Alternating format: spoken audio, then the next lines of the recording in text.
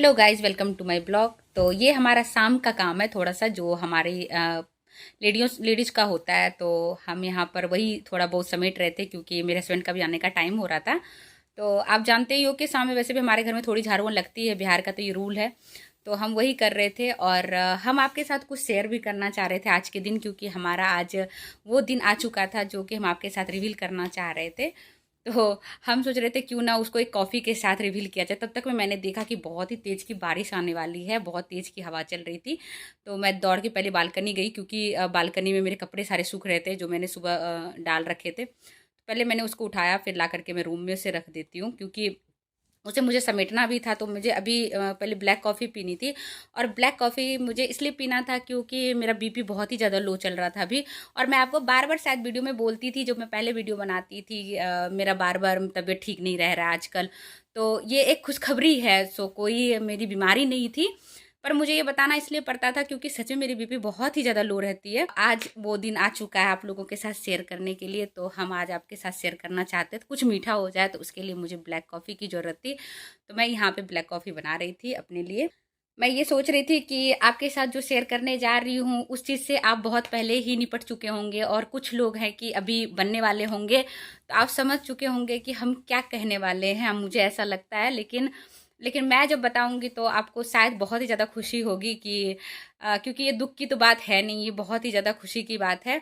और ये मेरी सेकंड चांस है, तो फर्स्ट चांस में तो मुझे कुछ ऐसा एहसास हुआ नहीं था लाइफ में। तो मैंने इसमें बहुत सारी चीज़ ऐसे एहसास किए हैं लाइफ में कि जो कि पहले मैंने कुछ भी फील नहीं करा था, क्योंकि मेरी इतनी जल्दी मतलब वो चीज़, वो खुशियाँ मुझे भगवान ने इतनी जल्दी दे दी थी कि मुझे किसी भी चीज़ का एहसास नहीं हुआ था। तो मैं सोच रही थी इस खुशी को मैं आप लोगों के साथ इतने अच्छे से शेयर करूं और एक एक चीज़ बताऊं आपको कि मेरा कैसा ये दिन गया है, ये खुशियों का दिन। और इसमें सच में एक माँ बनना, अब मैं आपको रिवील कर ही रही हूँ कि मैं माँ बनने जा रही हूँ। तो 7 ईयर्स बाद, क्योंकि मेरी बेटी 7 ईयर्स की हो चुकी है एक, तो उसके बाद मैंने सोचा कि एक लड्डू गोपाल आना चाहिए हमारे घर में। तो सभी लोग मुझे गली में भी बोलते थे, मेरे फैमिली में भी बहुत बोल रहे थे कि एक लड्डू गोपाल आने दो, बहुत ज़रूरत होती है लाइफ में एक लड़के की भी। तो मैं लड़का लड़की तो नहीं सोच के ला रही हूँ, ये तो माता लक्ष्मी जाने कि क्या आने वाला है। लेकिन मेरी बीपी बहुत ज़्यादा लो हो रही थी क्योंकि मैं सुबह से भी आज बहुत काम कर रही थी। पता है, प्रेगनेंसी में काम करना बहुत डिफ़िकल्ट है लाइफ में, क्योंकि ना मैं ये अब समझ रही हूँ। उस वक्त तो मेरे साथ मेरी नंद थी, बड़ी नंद थी, मेरी जेठानी थी जो मेरी बहनों की तरह मेरे साथ रही थी।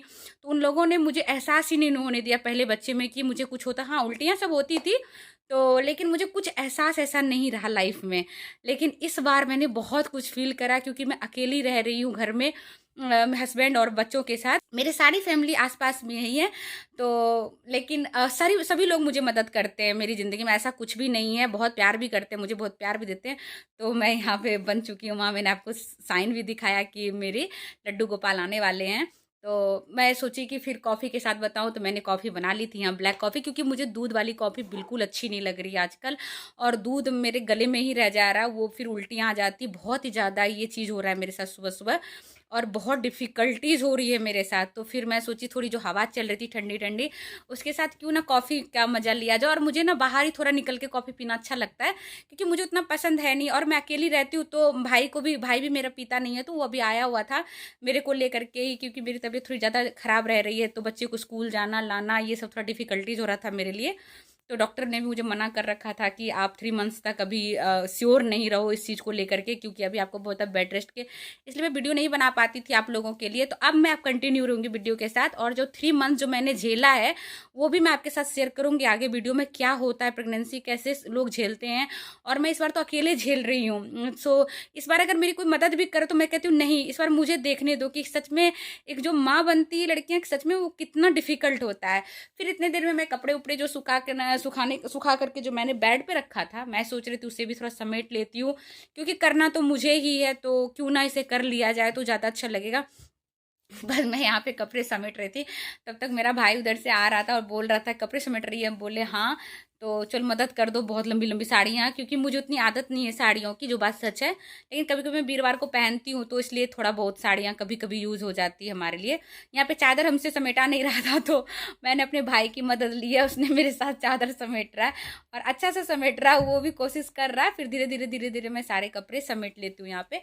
और उसके बाद फिर जब मेरी ना, जब मैं ये कॉफ़ी पीती हूँ मुझे तुरंत एनर्जी आई, और एनर्जी आने के बाद ना थोड़ा सा ना मुझे, और मैं ये आपके साथ भी शेयर करना चाह रही थी कि अगर प्रेगनेंसी में ऐसा कोई बीपी लो बहुत ज़्यादा आपका हो रहा है बार बार ना, ब्लैक कॉफ़ी ज़रूर पियो, क्योंकि ना इससे बहुत इंस्टेंट एनर्जी आती है और आप सब काम कर सकते हो।